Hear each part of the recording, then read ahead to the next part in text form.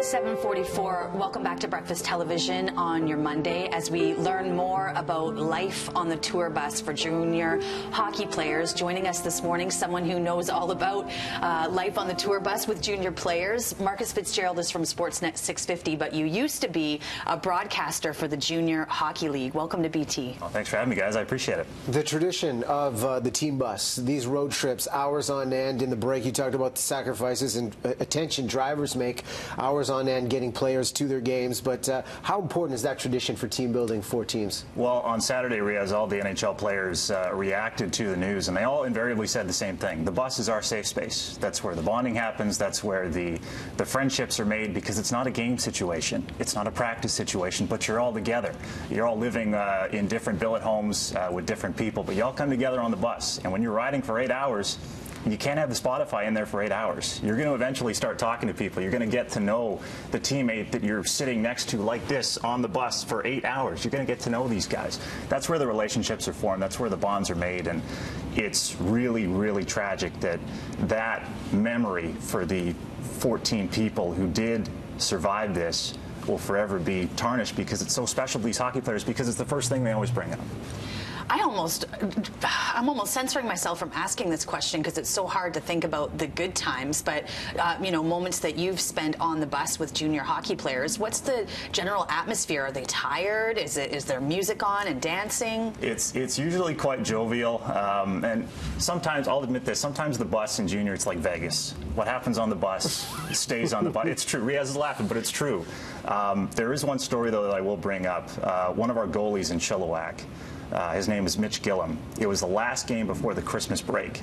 And the boys are in a good mood because they know the next day they're going to fly home, they're going to go see their family. So we watch some Christmas movies. We watch Christmas Vacation, and then we watch Home Alone 2. And Home Alone 2 is Mitch Gillum's favorite holiday movie. It's 2 in the morning. No one's paying attention. All the boys are asleep because they're tired. They just played a game. I will never forget the sound of Mitch Gillum laughing like a hyena for 2.5 hours at this cheesy movie right in my ear, because he was one of the younger guys in the team, so he's sitting right behind me on the bus. I know that sounds really innocuous, but it's something you always remember. It's those little things that stay with you, and it's what I thought about when I heard the news on Friday. Well, it's those subtle moments that build bonds right now, and as this morning we look at how Humboldt is healing, obviously with the vigil last night. How long does it take, and how does a team rebuild, heal, and continue to play hockey after something like this? Oh, I don't know. That's such a loaded question. I think they're going about it the right way as best they can. They're beginning the healing process. I'm sure all the players who are in the hospital right now, if they could, they would suit up and they would play tonight, and they would play for their teammates who they lost. There's no doubt about that. It's going to be such a long process to come back from this. I only learned on Saturday that Humboldt has 5,800 people in the town. It's a small community, and when you read about how important hockey is to the town, it's not hyperbole. It's not hyperbole. It means so much to those people and where they live, and it brings everybody together. It's going to take a long time. They can do it, but it's going to take a long time. You are like the rest of us here on the West Coast, seeing some incredible stories and emotion from the vigil last night, or no matter what part of the coverage or online. I mean, what moment there has impacted you the most? Well, the biggest moment for me was Pastor Sean getting up and saying, as a pastor, look, I don't want to be here. I have nothing to say. But one thing he did, he referenced a team building exercise where the boys were in a pool and they had to move some objects under the water, but they could only use one breath. As soon as you lose that one breath, you have to come back up for air.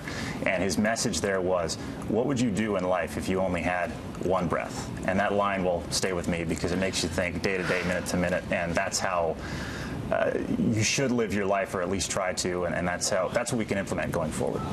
It's a profound message, great courage by the pastor and everybody that took that stage to share those words. Marcus, appreciate your words this morning on what this experience means for a community to heal.